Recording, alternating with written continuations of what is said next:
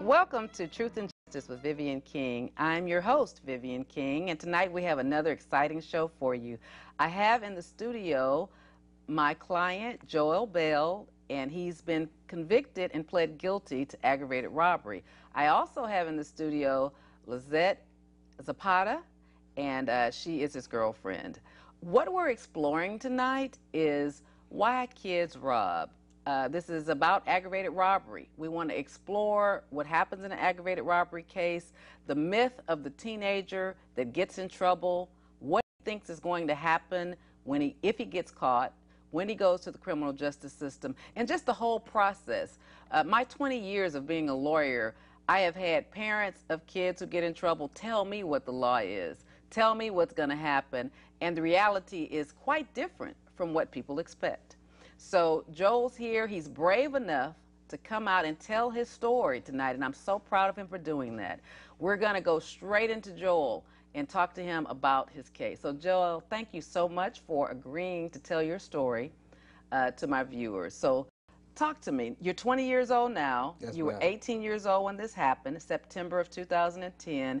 And tell me a little bit about where you were psychologically when you got involved with this case. Yeah. Oh, psychologically, I was just had graduated from high school. What high school was that? Cypress Springs High School in Cypress, Texas. I was 18 at the time. I was working at Jack in the Box, but at the time, you know, being a teenager, seeing things that you see, it wasn't enough money. It wasn't enough, so I was looking for a faster way, a faster route, and something I thought was easier, you know. So at the time, I probably thought it was a good idea to rob, you know. It seemed more simple than just going out there and breaking your back, things like that. So it seemed like a better solution at the time. Now tell me, I mean, were you sitting up around talking to your friends? I mean, how does this idea come into an 18-year-old's mind? Right. It's one of the things, you know, being a young child, you see a lot of things on television. So it's one of the things, it's not new to you. And me, I'm from New Orleans, Louisiana. So it's very common. It's a common crime down there. So it wasn't a new thing, but at the time, when it comes into your head and you mention around friends, some friends will maybe downgrade it, you know, like, hey, you're crazy, you know, I wouldn't do it. But every now and then you might get some friends that you might feel like they're just some down friends, but in reality they just as, you know, immature, whatever the word may be, as you are, you know what I'm saying? So at the time, you know, we mentioned it to a few friends or whatnot, and it sounds like a good idea, you know. And you got a team. You know, it seems like you got a team of people that's just down the ride. So, I mean, so what kind of preparation did you do for this? At the time, it was no preparation. It was solely, I got a gun, you know, let's try to find a ride somewhere, who got a car, and, you know, let's just do it. It was no thought into it. If it had been thought into it, then maybe it probably wouldn't have been what it was. So just kind of spur of the moment, an idea and a thought. Where did you get the gun from? Where did I get the gun from? The gun, like I said, I'm from New Orleans, so that's something, I've always carried a gun for protection, me being young, just maybe for little beefs and stuff like that. I ain't just going out looking for trouble, but I do believe in protecting yourself. So, you know, so I've been had a gun since I was a smaller, you know, a younger kid. And at the time, you know, it was the friends looked up to me for having a gun. Sometimes I think having a gun, you know, made me seem cool as a youth. So that's one of the reasons why I always wanted to keep one. You know, a lot of friends look up to me because they know whenever something happened, they could come to me, you know, hey, Joe, you know, I just got into something. I need your help in this situation. So I think it made me feel good. You know, it made me feel like a better friend, you know. Okay. Now, was that mostly in New Orleans or when you moved here to Houston? It was out here in Houston. I think I got my mind frame, my mentality. I grew up in New Orleans, but I moved here after Hurricane Katrina. So after, you know, coming here to Houston, I attained new friends, things like that, and that's why I kind of, you know, began to go my different road as I matured into an adult. But you did have a pretty good home life. I mean, you lived with your mother and your stepfather. They were both hardworking people. Isn't that correct? Yes, ma'am. So, but you didn't really get along with your stepfather, I guess. Not really. At the time, being younger, sometimes being younger, you don't see the reason behind grown-ups' actions. A lot of times you look at grown-ups like, hey, you know, you're picking on me. You're picking on me for no reason. You just mad because of this. You just mad because of that. When it's really not the case, sometimes people are actually trying to help you, but they may not say it in the right way. They might not do it in the actions that you expect them to do it, so you begin to develop a hatred toward that adult. You know what I'm saying? For the wrong reasons, actually. Did you develop a hatred towards your mother? Not so much as a hatred, but almost a untrustworthiness. Like, I felt like I couldn't talk to my mother about everything I was going through. Why not? It just felt like she wouldn't accept it. Like, a lot of times, you know, when you might tell a parent something, they just blow it off for their, you know, and they don't tell you the reason they blow it off, you know, is their final word. What I say goes, and things like that, and it doesn't sit right with young children. Well, can you explain, do you remember anything in particular when you were later in high school or right after high school that you disagree with your mother about? Many things. I simply didn't want to graduate. I didn't want to walk across the stage, and my mom was like, do it. It's like, no, you know, and at the time I was like, man, I'm 18 now, I can make that decision for myself. But as I've grown up, I'm thinking to myself, like, you know, hey, my mom has done a lot for me over the years, you know, and that could have been just a simple way of repaying her, of showing my gratitude. Like, hey, Mom, I respect you for, you know, getting me fresh shoes at the beginning of every school year, making sure I got my hair cut every week, things like that. She's done that since I was, what, 4 or 5?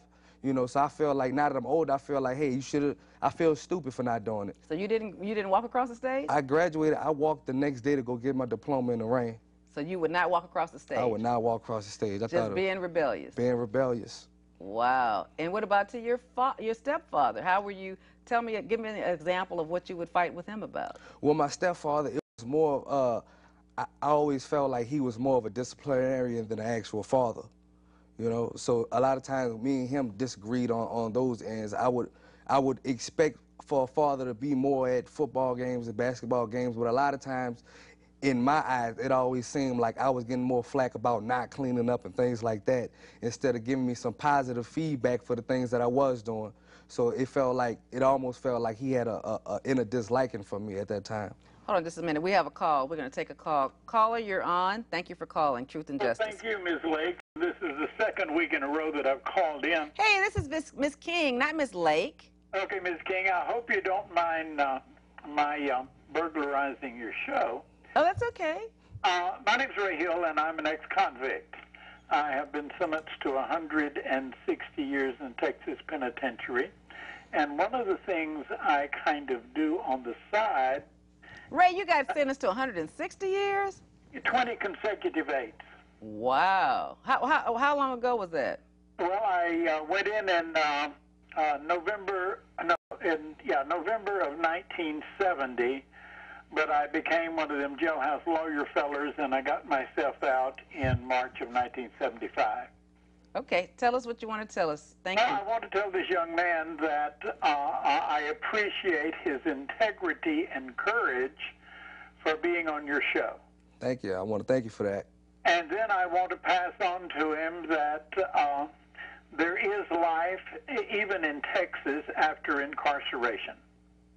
I don't know what kind of numbers we're talking about here, or if it's even appropriate to discuss the length of sentence. Yes, he's getting 7 years aggravated time beginning on Monday, so he has to be in... He's going to be doing 7 years aggravated. That's going to be a long spell, but at his age, he will survive that handsomely.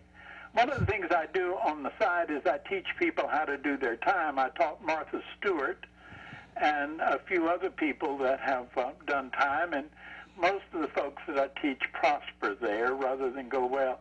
Son, remember, when you get in that monstrous institution, your function is the smooth operation of that monstrous institution.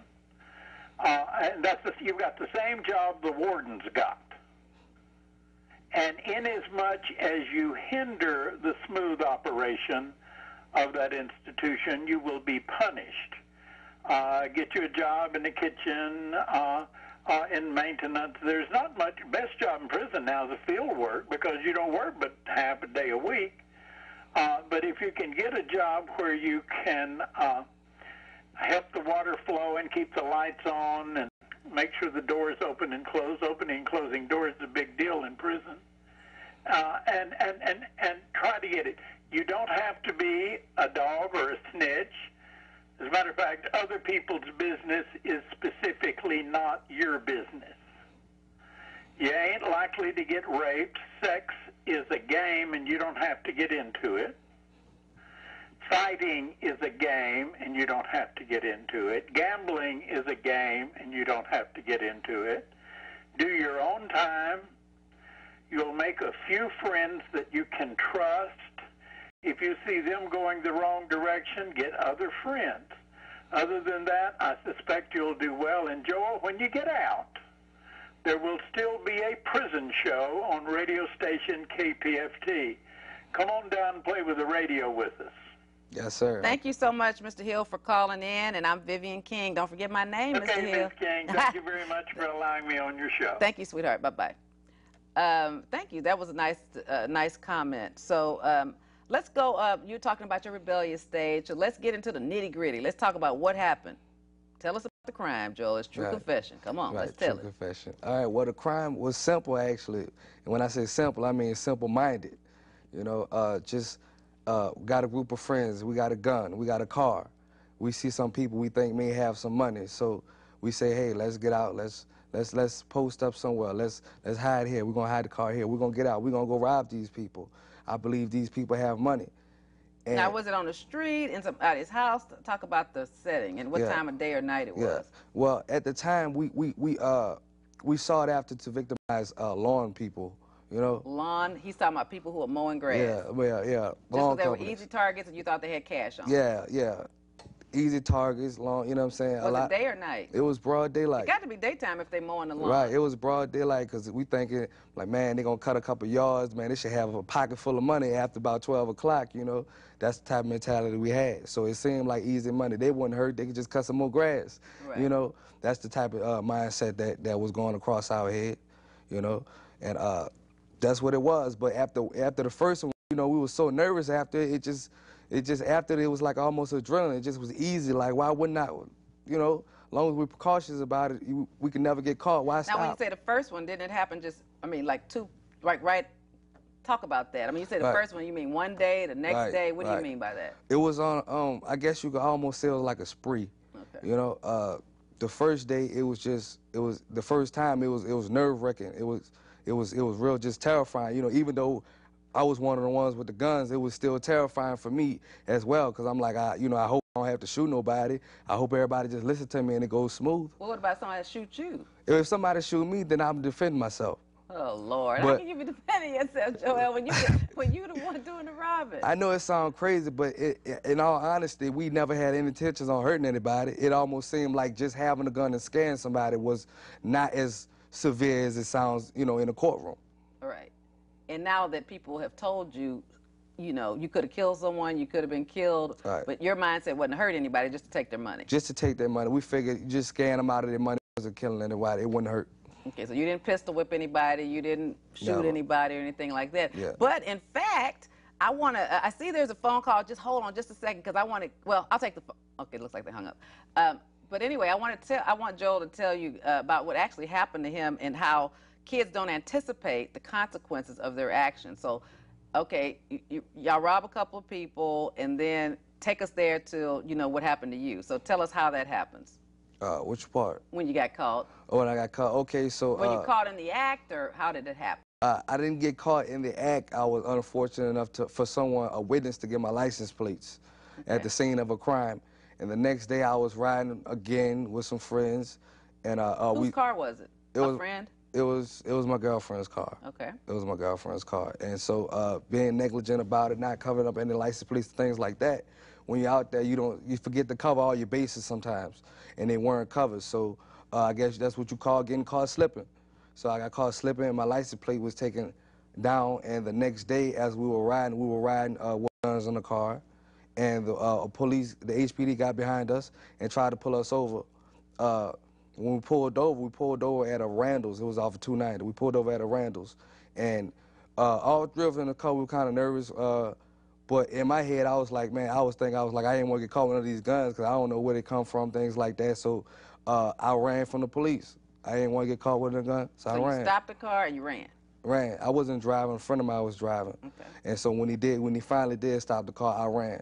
So it wasn't like y'all were robbing anybody then. Y'all just riding around now. We were just riding around then. But because the officers have the license plates, they're stopping you. So when you start to get, when your friend is driving and y'all are getting stopped, what are y'all thinking? It's just a regular traffic stop? Or y'all thinking, oh, I mean, what are you thinking? What was the discussion like in the car? In my head, we always ride careful. I mean, I'm a safe driver. I do seatbelts, things like that. I'm always stopping. So I knew it couldn't have been anything besides what we had coming to us.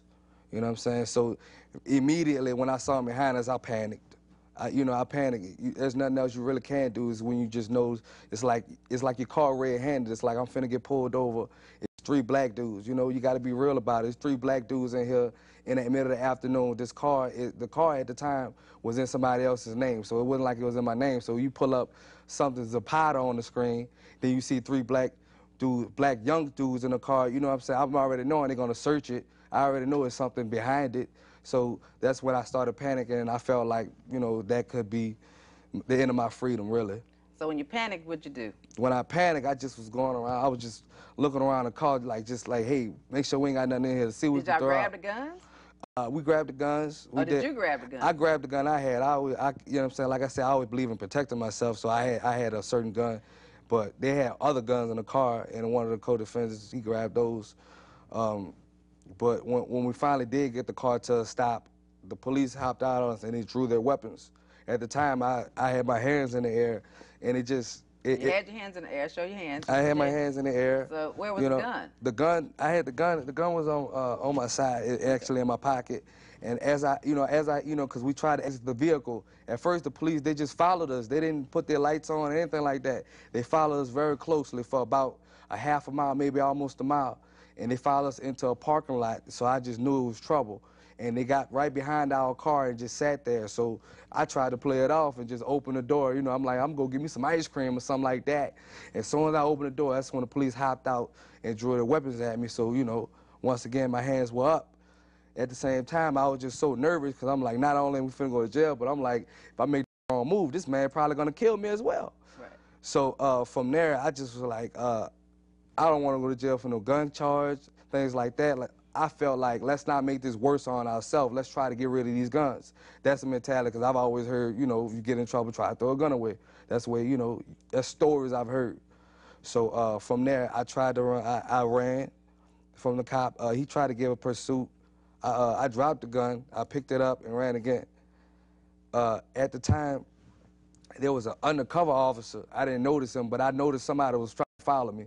So they were following you on foot, or they were following me in a vehicle, but it was an unmarked vehicle. I'm sorry. So you have a police officer with a uniform on chasing you. Yeah. It's but daytime. He concluded his pursuit in a matter of seconds. He stopped. He stopped. He didn't chase me that far. Okay. Was it still daytime? It was very much so daytime. This must have happened at maybe 1 o'clock, maybe 12, 1 o'clock.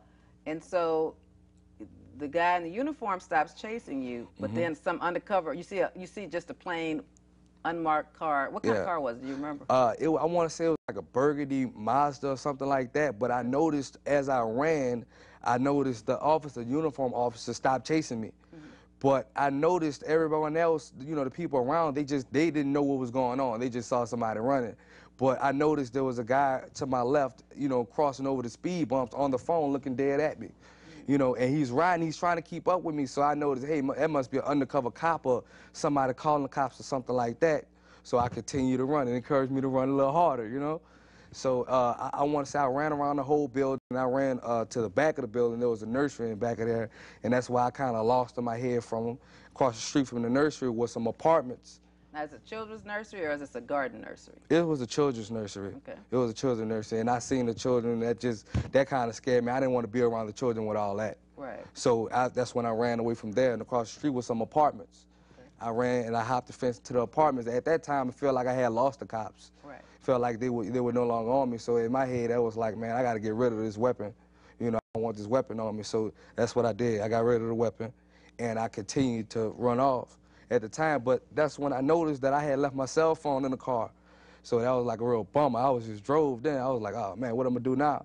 So I knocked on somebody I crossed into the apartment. I crossed the bayou. I saw the cops. They were still looking for me. I could tell I had lost them then. So I crossed a bayou, and it was a residential area over there on the side of the bayou, and I didn't know what to do. I felt like, man, eventually they gonna put them dogs on me or something. They probably know I'm around here, you know what I'm saying? So I'm not finna take no chances and hide nowhere. I'm not finna get ate up by no canine. Right. So that's when I was like, well, let me just try to get out of the area. And I went to one of the residents, and I just tried it. I just knocked on the door, and hey, how you doing? I got dropped off at the wrong place. My friend left me. Can I use y'all phone? And the man, it was an older man. He looked at me kind of crazy, and I was just like, I knew I was probably sweating at the time. At the time, I thought I was being cool, but now that I think about it, I probably was sweating. I probably had a face full of sweat. Probably was, you know, had all shock all over my face, you know. So, but he let me use the phone. I called the friend. I was like, hey, I got to get out of here. You know, so the friend was like, all right, well, just, you know, just try to lay low. I'm on my way. But as I gave the man his phone back, and something felt fishy about that. I was like, I don't know, I don't trust this old man. So I was like, let me move around from over here until my friend gets around. And as soon as I left the man's front yard, I heard helicopters. I was like, what? Is it really that serious? You know, I was like, and I think that's when the situation really struck on me, like how serious a trouble I must have been in. So as I tried to avoid the helicopters, I saw somebody else. I saw a neighbor pulling out from his driveway. And I stopped him in the street. I flagged him down. I said, hey, can you give me a ride from around here? I got, you know, I'm lost. Somebody dropped me off at the wrong place. And so he was like, oh, well, I'm late to work. I was like, well, I tell you what, I can recompensate you from you being late to work. I had a pocket full of money. It must have been $200 or $300. I think I gave it all to him. You know, I'm like, man, just give me from around here. He was like, I'm late to work. I was like, well, just bring me down the street. So as soon as I get in the car, I noticed that they had cops patrolling the area. Looking for me, right? So that's when I was like, well, I tried to hide in the car. I tried to duck down. I tried to stoop down, but that didn't work. And he got nervous. He was like, are they looking for you? I was like, no, keep driving, you know? But you don't have no weapon. I don't have no weapon. Have you given him the $200 yet? I had gave it to him. I shoved it in his hand. You just gave him everything you had? I gave him everything I had. If I had coins, he got them too. You know, I was like, just get me from around here. You can have whatever. Right. You know, so that's what I did. And he saw the cops stopping at every block, and that's when I noticed him. He was like, are they looking for you? And I was like, no, just keep going.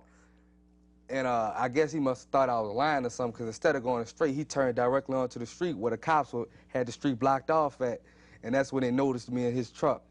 You know, so when they tried to pull me over again, I was like, man, I might could beat him. I lost him one time, you know, I felt like I lost him one time. I might could still lose him again, you know? Plus, I got a ride on the way out there. I could pull this off. So I hopped out of the car. I jumped over on the other side, and there was a resident on the other side of the truck toward the driver's side. And I jumped their fence, and I ran. And at the time, I looked, you know, it was a big high fence, and I was sitting there confused about which way I should take, because I noticed it was cops everywhere. It must have been at least 35 uniformed officers out there, all with their weapons drawn. So that was, at the time, that was frightening. It's just little old me, and I'm sitting there like, I wonder if they know I don't have this gun no more. You know, because I didn't have any weapon. I couldn't defend myself then. I sure wouldn't want to defend myself, you know, because I know that's like automatic death out here. So that's when I just, you know, I was like, man, well, you know, I could try something. So I don't know what it was, but in the nick of time, I just turned around, you know, I guess to, you know, just check out the situation. Like I said, I was still looking for a way out. So I just turned around, and in the instant I turned around, I heard a pop.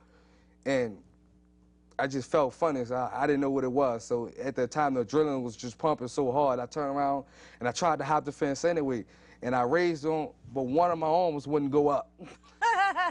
You know, and I'm steady trying, I'm trying to push it, but one of my arms would not go up. And that's when I was like, oh, man, it must be one of the beanie bags or something. I thought it was just something that real hard that struck me. And what's a beanie bag? You know how they got the little plastic pellets that they shoot instead of the bullets sometimes? That's what I thought it was. And I sat there, and I was just looking around. I was like, oh, it's over. It's over. They hit me, you know what I'm saying? So then you realized you got shot. And then that's when I saw the guns. I was like, man, I wonder if I really just got shot just now.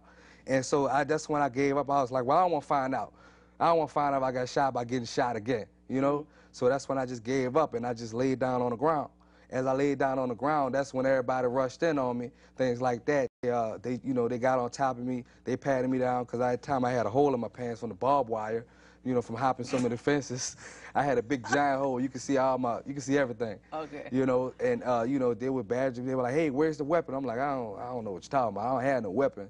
Then next thing you know, quit playing. And one of them, he walked up to me, don't you move, or I'm gonna shoot you right in your head. Oh, Lord. I'm like, man, I don't have no weapon on me. You know, quit lying, you know, and I didn't know how racist they were, you know, until I heard them talk. Man, they got some really racist police. Say what they said.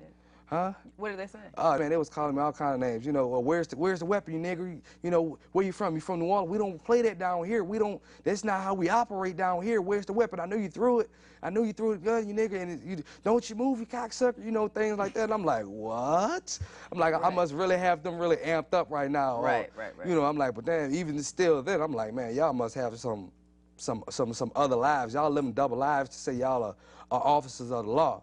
Y'all shouldn't have this in y'all vocabulary is how I felt, you know, because even if I was an officer and I found somebody, I don't think I'd have any racially derogatory statements to say toward them, you know? Right. So even then, there was another guy, he tried to... Were you feeling the pain from being shot? When did you realize you'd been shot? I realized I'd been shot when another guy stood over me. He was trying to act calm, and he had a big combat shotgun, and he had his Oakley shades on, and it felt like I was game to them, like a wild deer that had been shot. And he was standing over me, and it almost looked like they was taking pictures. I was like, what? So I was just feeling crazy. He was like, hey, you want some help? I was like, help for what? He was like, yeah, you been shot. I was like, I've been shot. He was like, yeah, you want paramedic? I was like, yeah, I need medical attention. So you got shot in the back? I got shot in the chest, in the front. I thought I had got shot in the back. Oh, they shot you in the front? Mm-hmm. The shoulder, in the front of your shoulder. Immediately after I turned around, one of the officers to my right had discharged his firearm. Okay. And that's what hit me in the shoulder, and it busted my right clavicle. Okay. So that bone shatters when you get shot in it. So it sounded like a bunch of grinding. Okay. Real nasty. And that's when he was like, you know, you've been shot. Do you want help? It's like, of course I want help. I've been shot. I don't want to die out here. And I'm just looking at the sky, and everything was just so beautiful. And my body just got so hot all of a sudden. I'm talking, my body was just burning. It felt like, you know, it was. I couldn't describe it. My body was just burning. I couldn't tell you. Did you think you were about to die? For a second, I was like, I was speechless. I didn't know what to say, because I'm like, sky ain't never looked this beautiful. You know, I've never been as hot. I was sitting there, I was scared, really, because I was like, you know, what if they beat me up or something? They could do anything else to me. There's no one out here to tell a different side of the story. Well, especially with the cop acting like you game with a rifle. Yeah, he was just sitting next to me with the combat shotgun, and he asked me, he was like, do you want medical attention? I was like, of course I do. He was like, okay, well, tell me what the weapon is. I'm like, I don't know what weapon you're talking about. He was like, quit effing playing stupid with me. If you don't tell me where it's at, I'm not going to help you. I'm not going to get you no attention. You're not going to get no attention until you tell us where the gun at. I'm like, man, I didn't know that was possible. I need help. Well, I guess I'm just going to have to die out here, because I don't know what gun you're talking about. You know, and so eventually that's when the paramedics wound up coming, and they put something on me, and they ripped my shirt open, my favorite shirt. They ripped it open and things like that, and that's when I wound up getting medical attention. They put me on a stretcher, and they brought me from the ambulance. They brought me all the way down to Memorial Hermann downtown. And that's where I was, and I was still very much so scared, because the whole time they had officers escorting. How long were you in the hospital? I was in the hospital I was in and out of it. I think it had to be a day, because I remember watching something about 9/11 on a newspaper. Okay, hold on, let's take a call. Caller, you're on. Hi. Hi. I've been listening to the show, and I guess I'm just wondering, you know, in the end, what would you say to young people? I guess I'm not following what the moral of the story is. We're going to get there. We're going to get there. I do understand that I'm making him go through the true confession now, and then we're going to talk about the effect it had on his family, the criminal justice system, and what he's learned from this experience and how he's changed. He's been out on bond for about 2 years, year and a half. I think you stayed in jail about 6 months. And he's learned and grown up a lot, and hopefully there's a moral to the story to give to other teenagers his age about how stupid it was. Okay, and I'll hang tight, and I just want you to know I'm sitting with 4 kids from Acres Home, so we're very interested. Yeah, but there is a moral to the story, but I understand it, you know, but I wanted to understand his perspective first, and then we are going to get there, ma'am. Thank you so much for calling. Bye. Bye-bye. Okay, so let's get through the hospital, and then we're going to get to court, and then we're going to get to the moral of the story. So from the hospital, you know, most of the cops treated me like dogs. Even the nurses, they act like they were kind of negligent to help me. They just, you know, always had a frown on their face, you know, and they handled me roughly to say I had just got shot. You know, they had wound up digging. You know, they're thinking of you as a robber. Exactly. So at first, then I seen a clip in the newspaper about me robbing a bank. I'm like, I ain't never been in a bank. You know, so it was like I just realized the whole situation was blown out of proportion, and I'm like, damn, this the trouble I just got in, you know, over, you know, maybe a few $100s. And so it was a real scary feeling. And from there, maybe a day or two after being in the hospital, I was transferred to I want to say, what is it, 1200 Baker Street, Yes. the jailhouse. And from there, that was my first time being in jail, and I was just nervous. And it was like, well, I'm here. You know, it felt like it was nothing I could do about it. I felt just helpless. I was like, I'm here, you know, and I ain't know what my people would think. I ain't think nobody knew where I was, things like that. I'm like, you know, it felt like I was stranded. It felt like I was all alone in that situation, and it felt like I probably wouldn't come home no time soon. So as, you know, I wound up getting in jail, and that was a horrible experience in itself, you know, just going from waiting cell to waiting cell, just holding it, just standing there, everybody just sitting there, and I'm like, I don't know what to think. I don't know what's about to happen to me. I don't know what's going on. I don't even know what I'm being charged with at the moment. So when I wound up getting down there, I wound up finding out that I had a evading arrest. They had charged me with a evading arrest for running from the police officers, and I almost felt good about it. I was like, wait, they ain't gonna put no robbery charge on me? You know, but eventually, that's when I wound up going to court again. I had to keep going to court. I went to court again, I found out I had a robbery charge. Went to court again, I found out I had another robbery charge. Then I had heard rumor that there was an email that said I was suspected in more robberies. So that was terrible in itself. And then when I went to court, when I had, probable cause, and I found out that aggravated robbery carries from 5 to 99 in jail. Right. And it was like I almost pooed on myself. I was like, what? So as a teenager, when y'all decided to do this robbery, what did you think was going to happen if you got caught? Honestly, I ain't, you know, we really didn't think about getting caught, but even if the precaution, it always seemed like people that went to jail for stuff always got a simple slap on the wrist for your first time. Right. It seemed like, to me, I thought everybody who's first time in jail, you get a slap on the wrist, maybe a few months, maybe a few years probation, but everybody's not that fortunate. So what have you learned about aggravated robbery? Do people get slaps on the face for aggravated robbery? People do not get slaps on the, in your case, you got to be a very, very lucky individual, and the law don't work that way. Okay, so you're thinking, so what did you find out happened? I mean, how long were you in jail before your mama even posted a bond for you? When I was there, I was in a medical unit for about a month, and after that, they just transferred me. They didn't tell me where I was going, and they wound up bringing me to 701 San Jacinto into a lockdown unit. And I was confused about why I had been in lockdown. I was like, I ain't got no fights or nothing like that, you know what I'm saying? Well, why didn't your mama bond you out when you first went to jail? At the time, you know, things are hard. You can't just, you know, you got to look at... Well, talk about the bonds. I mean, how much were they? When I found my first bond, I want to say it was like 20,000. I don't remember the exact. Yeah, the first one was 20. The first one was 20, and then the second one was maybe about 50,000. Yeah, or no bond, and then maybe it got changed. It was no bond. I had no bond at first until my attorney Vivian King went and she fought for me, filed a motion for me to get a bond, and then I remember you going back and filing a motion for me to get a lower bond, and that's the only way I was able to find out. But it was extremely costly to your family. So I mean, you got $50,000 or $80,000 worth of bonds. I mean, how much is that? That's like 10%. Right. So that means your mama had to pay like, you know, $8,000 or whatever cash. Right. Your mama didn't have $8,000 in cash to sit around and wait for a bond or money to hire a lawyer. Did you think about that before that happened? Before it happened, I had no intentions on ever being bonded out. So no, I didn't think about it. And you know.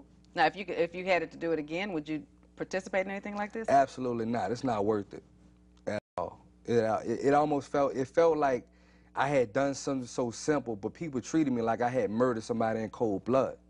That's how it almost felt when I went through the penal system about this. But what about the fact that when y'all went out with that gun, somebody could have been killed in cold blood? What about the victims who are feeling like, you know, I'm just doing some hard work and somebody's taking my hard-earned dollars? What about them? Right.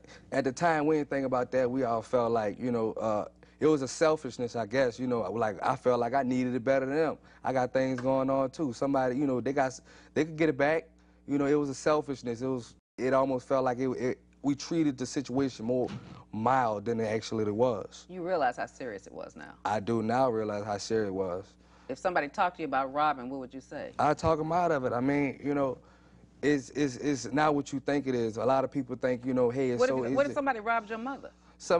You know, I'd be pissed. You'd be mad. Yeah. But yet you were willing to do that to somebody else. Let's take a call. Uh-oh, something's happening. Caller, you're on. How you doing? How are you? I was calling. I'm a violent offender, and I've been looking for work for a while now. I haven't been in trouble in 6 years, and I was wondering if you knew any programs that help violent offenders get employed. I'm looking into programs like that. I know Harold Dutton, who's a state rep, keeps a list of employers who hire ex-offenders. I know I have a friend that has a company called Houston Launchpad, Launch, PAD, P-A-D. He helps men who've been in trouble. I think they have to be referred to him by the work source. I was at a seminar at Fallbrook Church on Saturday where lawyers volunteered to talk to people who could get their records expunged or non-disclosed to the public. And there was a company there called I think it was called workfaithconnection.com. So you go to www.workfaithconnection.com, and they have it's a nonprofit where it's a program where they train you on how to get jobs. But there are jobs available for ex-cons. They're hard to find, though. They're hard to find. Google me, call my office, and I'll put you in all the directions I can. Okay, how do I go about getting a number to, how do I... You're just going to have to look for them on the internet. That's the best thing I can do. Okay. Okay. What would you say to Joell Bell about what's happened to him? What would you say to him about the topic? I would tell him, keep going first. I understand we all make mistakes because I've made mistakes myself. And learn from the mistake. And like the guy was saying about him going into prison, about, sticking to, minding his, not getting into anybody's business, just focus. This would be a prime opportunity now for him to focus on building a relationship with God and establishing that, and God will guide him through.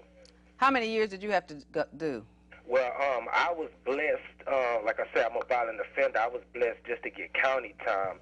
But on my last one, I was headed to the pen, and God, I was blessed tremendously to escape going to the penitentiary and just getting county time.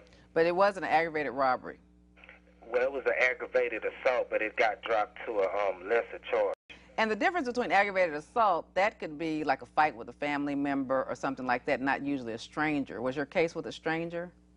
No, ma'am, it wasn't. And that's the thing. People are afraid. Yours was personal, and so, sometimes it's dropped to assault. But when you put a gun in the face or you rob a stranger, then the district attorney's office policy is to call the complaining witness. Thank you for calling, sir.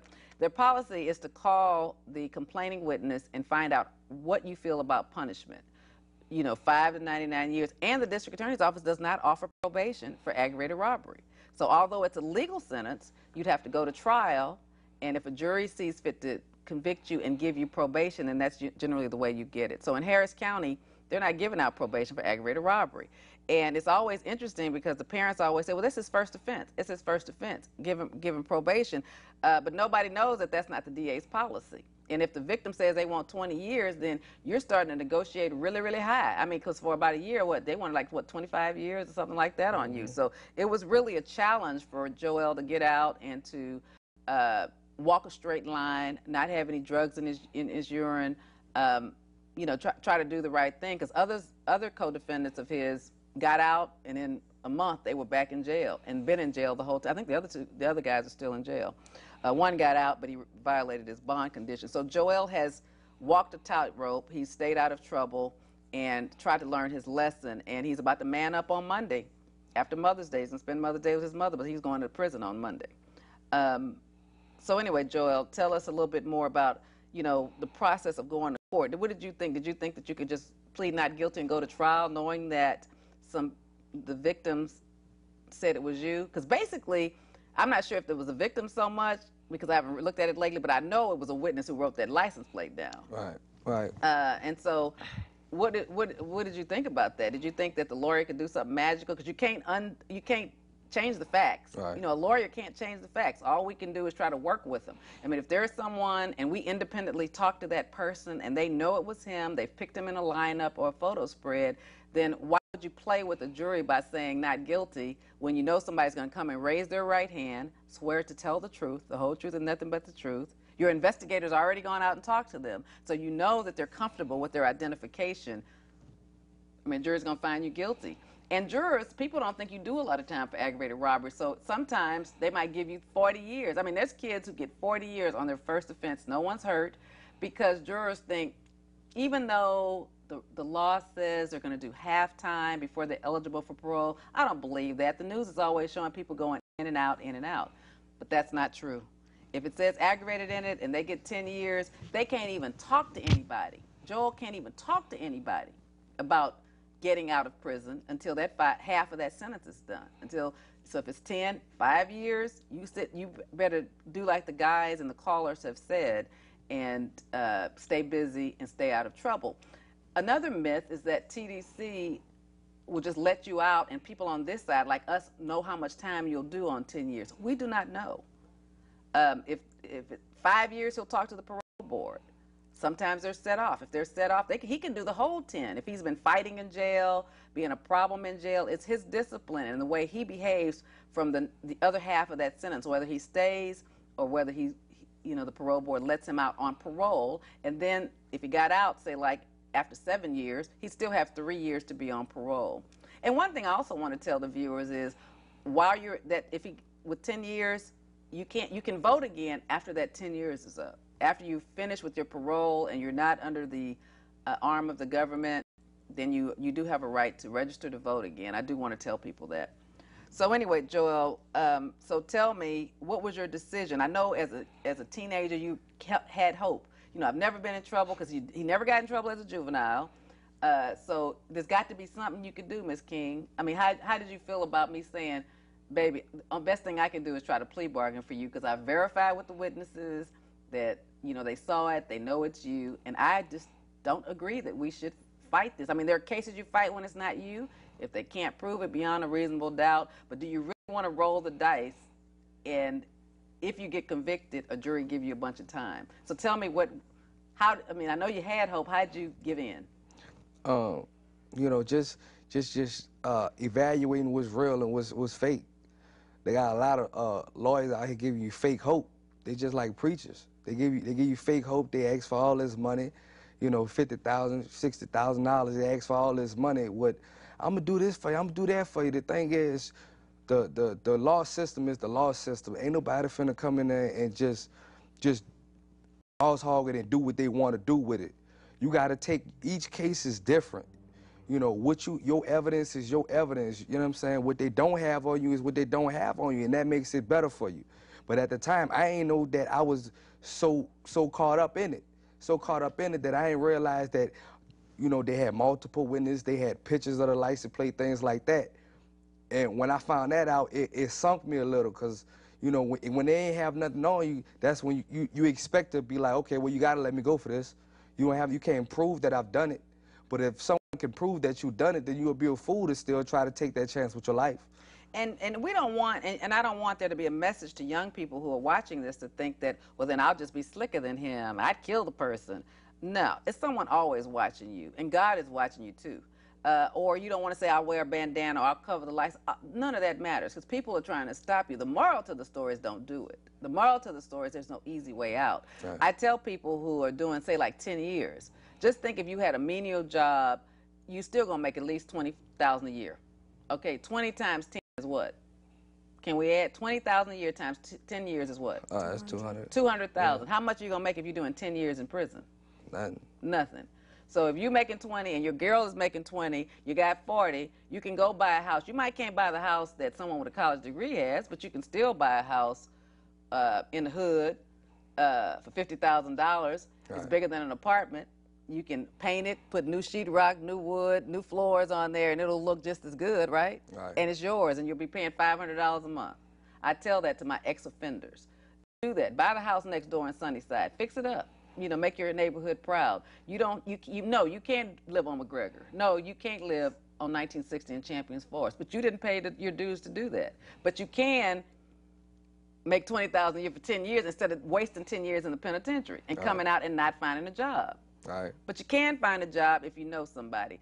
I want to talk to Lizetth. His girlfriend Zapata is here, who they used her car, And I just want to ask her about that, and then also ask her how she feels about, as a girlfriend, concerned about Joell. Can you make a comment to us, Lizetth? I feel like he's a good guy. He'll be all right. When he comes home, I know he knows I'll be here, and his family's gonna be here to support him. Did he ask you for permission to use your car? Yeah, he's. But not to rob anybody, though, right? No. Did you have any idea that that was happening? No. How did you feel when you found out? Because I kept calling his phone. He was supposed to. I was still in high school. I was a senior in high school. He was supposed to pick me up from school, and after 30 minutes that he hadn't showed up, I just kept calling. I called about 30 to 40 times. So the cops said that's how many times I called, and maybe after the 12th time, I started calling his friends to see if they knew where he was, because I knew it was something fishy, because he never rejects my calls or anything. So I knew I was really, really scared. Okay, well, let's take a call, and then I want to finish with you. Caller, you're on. Thank you for calling. Hello, you still there? Did I lose you? I'm here. Okay, thank you. Yeah, I'm here. I think Joe deserves a second chance. I think he made a mistake in life, which a lot of people do. And I think he's really remorseful for what he did. Oh, that's nice of you to say. Who are you? Are you a regular caller? My cousin he's friends with Joe. Okay. And I talked to Joe a few times, and I really think he's remorseful for what he did, and I think he made a mistake. I agree with you. What do you think the moral to the story? How do we keep teenagers from robbing people? What do we do as a society with our young black kids who rob people? What do we do about that? Keep talking to them? That starts at home. That starts at home. I agree. Thank you for calling, and thank you for your support. Okay, Lizetth, we don't have much time. We have about 15 minutes, so finish telling me how it affected you. So you're calling him, he's not answering. What are you thinking? You didn't know he was out. I'm thinking car wreck. I'm thinking, but then again, his friends were like, maybe he just left his phone in the car, so I was like, okay, so I gave it a while, and I did find a ride home, and I'm like, okay, well, he has my car, so let me see if his cousin actually called me saying that there was a bank robbery. So I was like, what, And I was like, well, he wouldn't do that. Fortunately, it wasn't him, but I did look up the car, and it was in a belt. What was it? It had gotten impounded. And so I linked up with his mom. I told her, actually, the cops did come to my house. I went downtown with them, and they had told me that he had shot a cop. Oh my God. Yeah, they told me this whole other story, that he had shot a cop. So that's why I was confused. I was like, it doesn't sound like the same person I know, So I didn't know what to think, and I did see his co-defendant. So I was like, what does that mean? Where is he at? I asked him where they were, and then they finally came out with the truth that he had gotten shot. They told me he was gonna die and all this other stuff. Oh my God. So yeah, it was a lot. And I so called his mother. So they told you he was gonna die? Were you crying, or what were you doing? I wasn't crying. I called his cousin, the one who had called me. I called his mom. They had linked up. They had started talking, and while I was still at the, where was it? Downtown. I was downtown, and they were questioning me. I didn't know anything, so they couldn't get anything. So how is this a whole ordeal? Because it's been going on for 2 years. How has it affected you? It's just up and down. Because I know he's gonna leave, so it kind of makes me upset with him. But I know it's a mistake. I know it was a mistake. And but why would you still date someone that you know that got in trouble for robbery? Because I know the other side of him. So what do you think happened? Since you knew him real well, you were high school sweethearts. What do you think changed? Because he comes from a good home, even though he had a complicated relationship with his stepfather, but his natural father is in Louisiana. What do you think, in observing him, what do you think snapped? I really think, like he said, the money. But kids always need money. What's the difference between you and you as a teenager need money, or another man, a young man, need money in him? What do you think was different for him to have that? I call it the F it signal. They'll just say F it today. I'm just gonna, just do something crazy. But I don't know if that's youth. I don't understand it. I think it's all where you've kind of grew up. I've grew up in the suburbs. He's grown up in New Orleans. I've been there and I've seen how things are out there. It's all different mindsets. But just rough, take stuff from people? I wouldn't do it, but I mean, I don't know. I don't know how you. So do you think he's changed since he's done this? Yeah, I think he's like he said. I think he's really remorseful about it, and that's why he knows I'm gonna be here when me and his family are gonna be here when he comes home. Okay. And so you're prepared while, say like if he's gone for 10 years, hypothetically, I mean, whatever, how are you going to be preparing yourself for that? I'm going to school. I know I'll have a career by the time he gets home. And do you think he's going to be too proud to cut grass? I mean, maybe he might have to cut grass like the people he was going after. I mean, that's some of the things that we need to understand is sometimes when you get in trouble, you have to create your own career.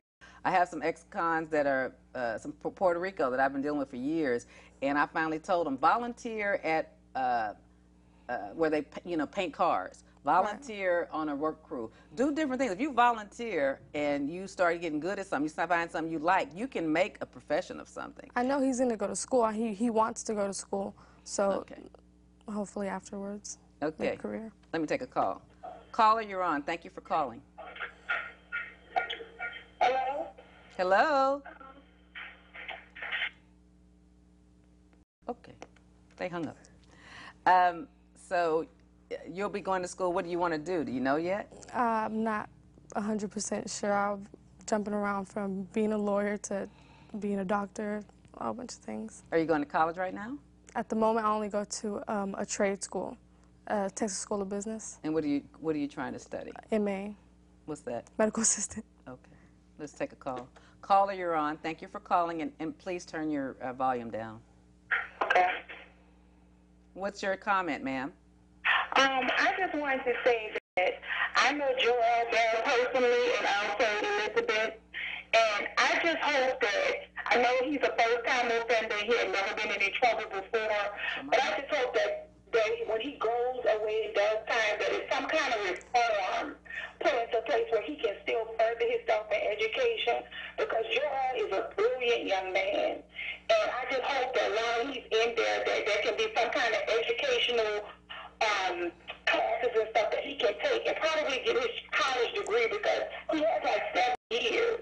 And that when he comes out, that he's able to put the degree that he's gotten while he's there to work. And that he's just not in there in idle time getting into, more trouble, because he is from Louisiana, and that all kind of Louisiana and Texas beef that goes on behind prison road, and that, that he is given another opportunity when he is set free to put to good use some kind of educational background that he's got while he's put away.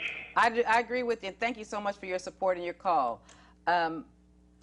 What she's saying is that there's a beef between Louisiana and Texas in prison, so she's hoping that you do something with your life. One of the things we need to do is stay involved with the criminal justice system. One of the things we know is the Texas legislature studies 4th grade kids and their performances to determine how many prisons to build. Okay, 4th graders are studying it because we're spending more money in Texas on prisons and education, but that's our fault. As young people, you need to vote. You need to determine who's in your state legislatures, because they can create programs or they create jails, and they work for you. And most young people, when I talk to them about that, you are the future, you need to vote, they'll say, those people are going to do what they want to do. No, those people are going to do what you let them do. And if you want a second chance, and we all believe in second chances, we don't want 22-year-olds, 25-year-olds on the street robbing again. We need a second chance program for them to work their way up from the bottom up and then realize how important it is to do those menial jobs. And anybody that I've had counsel with, I will be continuing to counsel them to do that and not to feel too good to mow the lawn like the guy he robbed. Let's take, I don't know if I have just a quick comment, and we're wrapping it up. Quick comment, please. Hello? Yes, Joe is a first-time offender. I don't understand why they gave him so much time as a first-time offender. It's 5 to 99, and the general is 15 years for first offenders. That's why I'm doing the program, to educate, because you wonder why until you're in it, but you have to be in it to change it. And so until we are all in it and we change it, that's just the way it is. It's a fact. But I think it's a little excessive for a person that didn't kill anybody. I agree, but we have to learn what system we're working in. I think we need to reform the justice system because I think it's in place to help another group of people opposed to our people. But what do we do with our people who are breaking the law? I'm on your side. I'm just asking you, what do we do? You need to be equal all across the board. It's not because of somebody, their skin color, their gender. Right. You come down on a harder group of people than you do on another. That's not right. Because I'm down there, and I've been down there for 20 years, and when it comes to aggravated robbery, I don't see a difference in skin color. But thank you for your call. Did you see a difference in that? I did, actually. You did? What did you see I different? did. Like I say, the whole probation thing is very rare for aggravated robbery, but was it in your same court, though? It was in the same court. After I moved, I switched courts, okay. and in both courts I've seen it, and it was mainly with white people. You know what I'm saying? Younger white guys, really. Yeah. Well, I've been down there a long time, and I haven't seen it. But what I have seen is sometimes the aggravated robbery is filed and shouldn't be filed because it might be a fight with a girlfriend or fight with somebody at school that should have been a fight. You know how kids have a fight and then somebody takes the chain off somebody and they charge that with aggravated robbery. And it's just like you said, Joel, earlier, it's very fact specific. Right. There are black kids that get theirs dropped from aggravated robbery down to misdemeanor assault because when it's investigated, it might take a while, but once it's investigated, you find out that it was just some kids fighting and, somebody's accusing somebody of taking something. You know what I'm saying? But it's still robbery, or somebody known to carry a gun. So the facts are different. Every time there's a stranger that's just been preyed upon, the DAs always call the complaining witness. And if some complaining witnesses say, I want them to have probation because they were young. And if they were young, give them another chance. But if they don't say that, if they say, no, he scared me to death, I can't sleep at night, I want him to go to prison forever so he doesn't do this to someone else, that's when you get into those big offers. I'm sure you also saw people get a whole bunch of time, too. I did. Like 20 and 30 years for their first time. Is that true? Not for the first time. I noticed that a lot of black people in Harris County are repeat offenders. It seems like a lot of young brothers and sisters out here don't understand that they got more to life than just trying to make a dollar and trying to live better than what the next person doing. Well, we got to wrap it up. So what's the moral to the story? You tell young people why they shouldn't do what they do, get into the trouble that you're in. Really, it's not for us. It might seem good it's glorious for a second when you got a nice amount of cash on you, but really and truly, in the end, you'll pay a much significant price for, as far as your time and your life than what you actually obtain by doing what you're doing. So there's another way. There's another way to get it. And I feel like y'all need to be involved, start voting. If y'all knew what these court systems was like, y'all wouldn't be in it in the first place. You know what I mean? And you need jobs. And you need jobs, too. Get out there and work. Go to school if you don't know what you want to do. But do something. Don't sit on your booty, and robbing ain't an option. It's not an option. And what do you say, Lizetth? Do you agree? I agree. It affects the family members a lot. His mother, his father. Brothers, sisters. Me, his little brothers and sisters. Everybody's heartbroken. And the moral to the story is don't rob. We've explored with Joell Bell, a 20-year-old young man. He just turned 20, May the 5th. He's sharing his story. He had the courage to share his story to try to prevent other young people from robbing. To know that even though you don't think, and a lot of people don't think, that you should go to prison for your first offense. But if you rob someone, the district attorney's office is going to start at about 15 to 20 years. I think with Joell, they started with 25 years as his plea bargain offer. Victims do not want young people with guns robbing them. And they do believe that if you do it again, if they have an opportunity to do it again, they'll kill the person next time. So they try to punish you so that you can't kill somebody. And that's what you have to understand. So thank you, Joell, again. Thank you. I wish you luck. I know you want to spend it with your mother this Mother's Day, and I know you're going to TDC. I love you. I'm supporting you. When you get out, we're going to try to find you a job and make sure you never get in this kind of trouble again. And Lizetth, I appreciate you for having the courage to talk and to tell us your story. So thank you for watching, and we'll see you next week.